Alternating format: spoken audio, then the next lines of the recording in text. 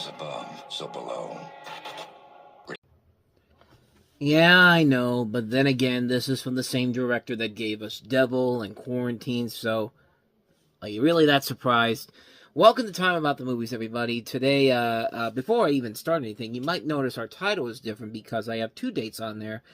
And I mostly did that because, really, the next week after this, there ain't nothing coming out except for one notable movie. That's The Identical, but we'll get to that one eventually. So I decided, you know what, I'll just go ahead and put these 2 weeks together. So, kill two birds with one stone if you want to think of it that way. So we are taking a look at the weekends of August 29th and September the 5th. This first weekend in particular, having 3 movies, and the biggest one of them all is As Above, So Below. And that should pretty much tell you that it was not a very good weekend. And then again, this is Labor Day weekend. This is before Hollywood realized that every weekend matters at the box office. Because, yeah, back about 12 years ago, they basically said, just dump whatever garbage we have out there. And sure enough, As Above, So Below is that film. Stop me if you've heard this, because this is a revolutionary idea. A group of friends decide to go down into an area they should not be going into, and what a shocker, they're confronted by supernatural forces in the catacombs of Paris in search of the Philosopher's Stone. What are we, in Harry Potter world right now? I mean, this movie is fucking stupid, man, and it falls into every single territory that you could possibly think of with a found footage horror film. It's just like, yeah, let's get these actors who are trying to pretend that this is real footage, let's try to get some fake scares in here, and it's amazing. The Catacombs of Paris literally said, no, you're good to go to do this. Let's do this. Why not? Let's do it this time around. And yeah, what a shocker. It turns out to be as bad as it is. It's the literal definition of a movie where they had no idea what they were doing. They just said, let's do a found footage film because this is something that hasn't been done before, even though it has.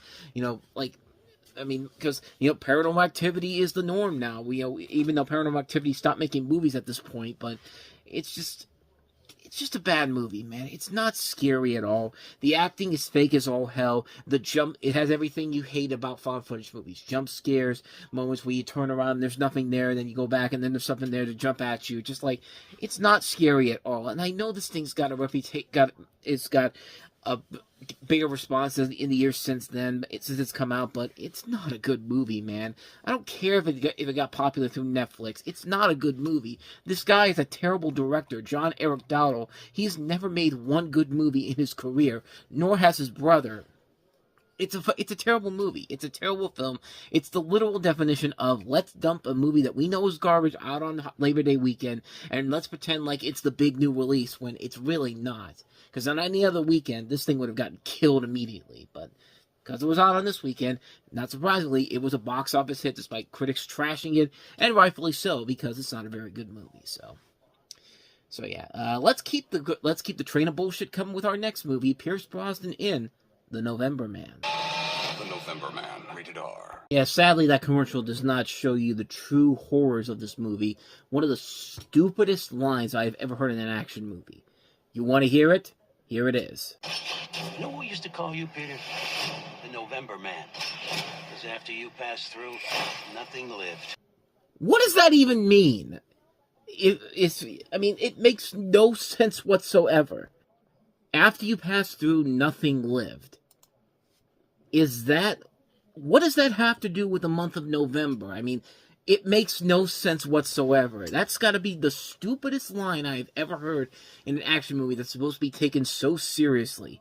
It baffles me that they used that as the marketing and thought that was going to be a way to sell this movie. And, I've tried to look for a reasoning for that phrasing overall, like, why'd they call him the November Man because of that? Like, I can't find anything. So, yeah, this movie has no idea what the hell it's even talking about here, but anyway, this is Pierce Brosnan, starring as a former CIA agent who was asked by the man why did I say it like that? Because I thought the sentence was ending there. I'm sorry, but who was asked by the man he worked for to extract a woman who is in Russia.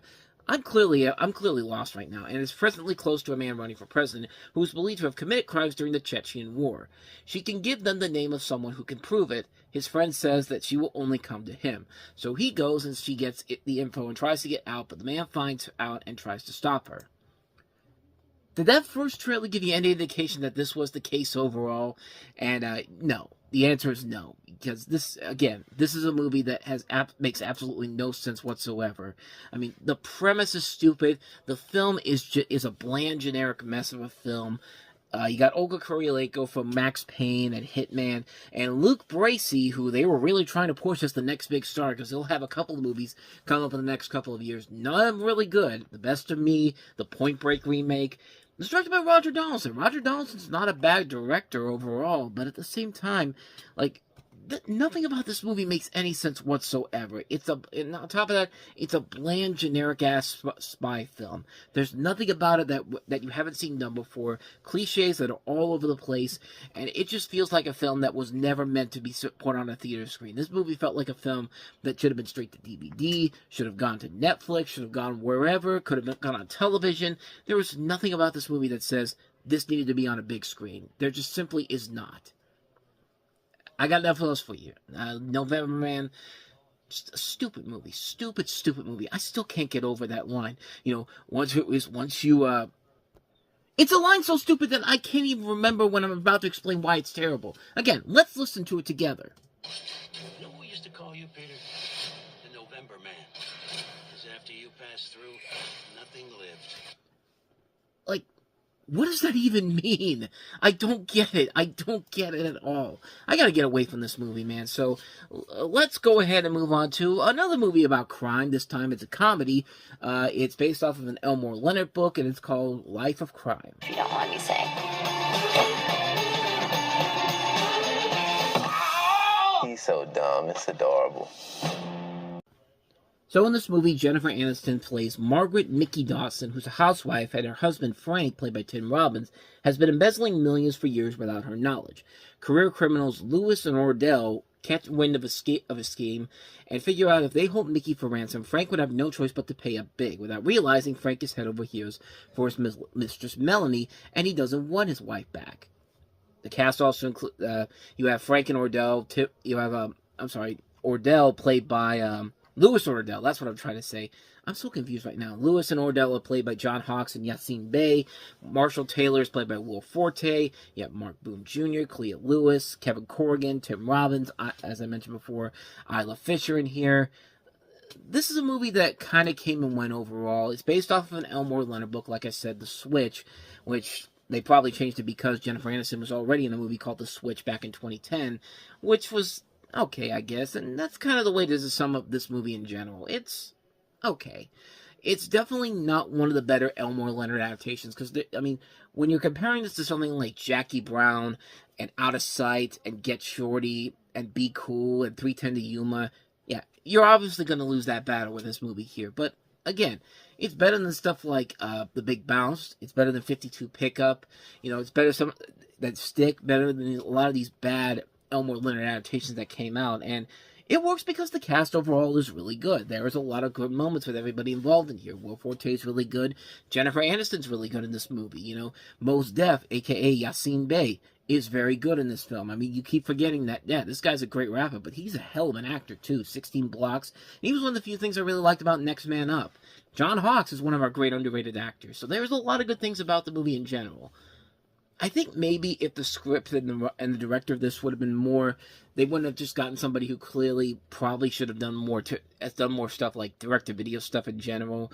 Like, I think maybe you could have had somebody there, like, if you could have gotten somebody like maybe not a Quentin Tarantino or a Barry Sonnenfeld, but somebody at least close to that caliber, you probably would have had something really good here. But other than that, though, it's alright for what it is. Not bad, not awful, but not great either. So, a mixed opinion on that one, So let's go ahead and move on to the one thing that came out on September 5th, 2014, and that is The Identical, which is a movie that seems straightforward and simple. It looks like a biopic about Elvis Presley, but no, it's anything but that. I'm tired of being somebody I'm not.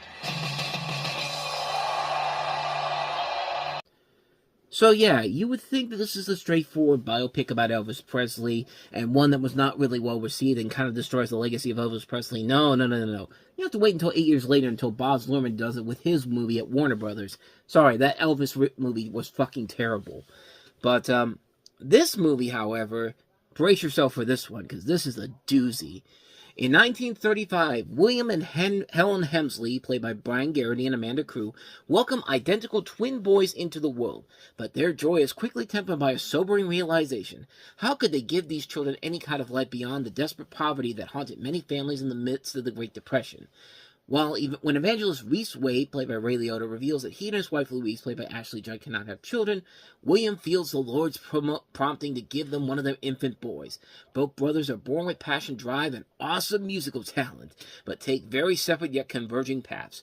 Drexel Hemsley, played by Blake Rain, rises like a comet and changes the music world forever. His adopted brother, Ryan Wade, also played by Blake Rain, struggles to find the purpose of life. All the way into manhood, he wrestles with pleasing Reverend Wade, his loving but controlling father, who is convinced his son Ryan is called into the ministry. Ryan is encouraged by his loving and supportive wife Jenny, played by Erin Cottrell, and lifelong friends Dino and Avi, played by Seth Green and Joe Pantoliano, to follow his musical dreams. And oh, he can sing. Just like his world-famous twin, The Identical is a captivating journey spanning 5 decades from the 1930s to the 1970s. The story is about the restoration and the reconciliation of a family broken apart by culture, creed, and tradition. Movie-going audiences will be drawn to this timeless tale of love, hope, and redemption that speaks to all generations, and blah, blah, blah, blah, blah.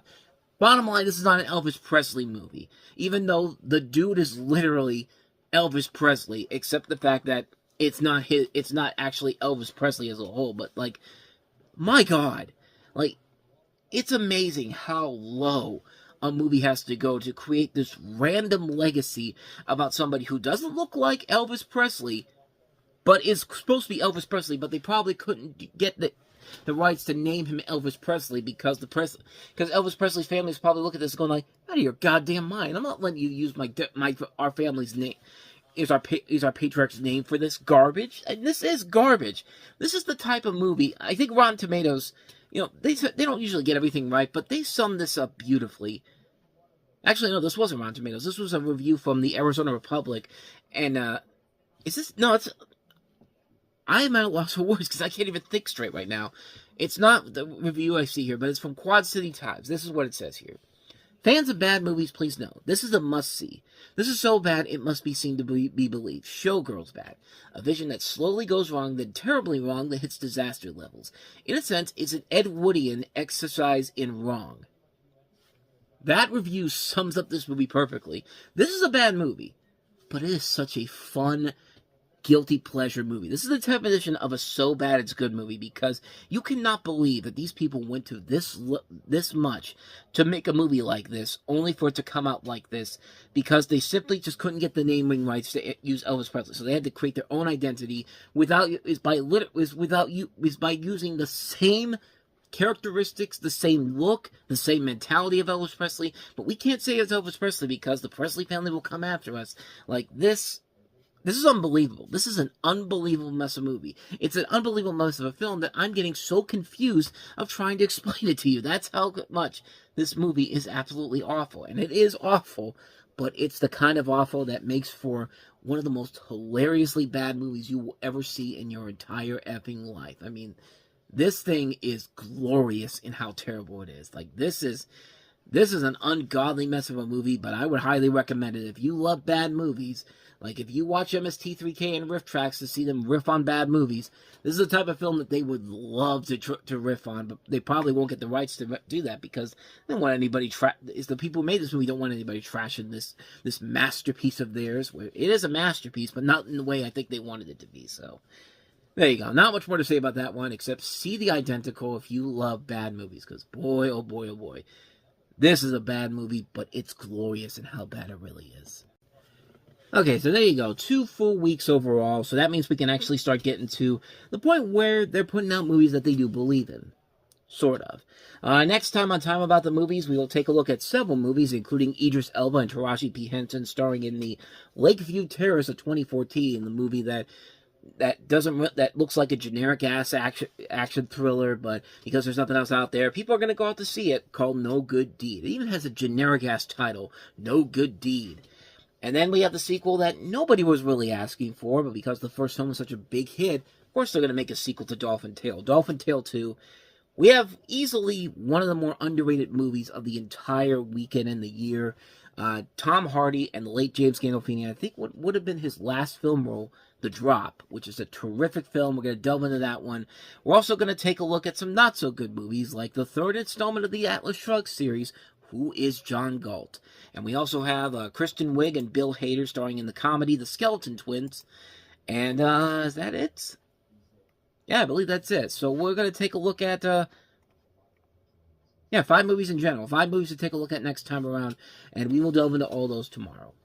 With all that said, thank you so much for watching this. I hope you enjoyed it. If you did, please go ahead and do me the honors of hitting that like button, that subscribe button, and that notification button. Also, don't forget to check out our playlist, and don't forget to check out the previous episode we did. With all that said, whether it's in the past, the present, or the future, I will see you at the movies. Take care.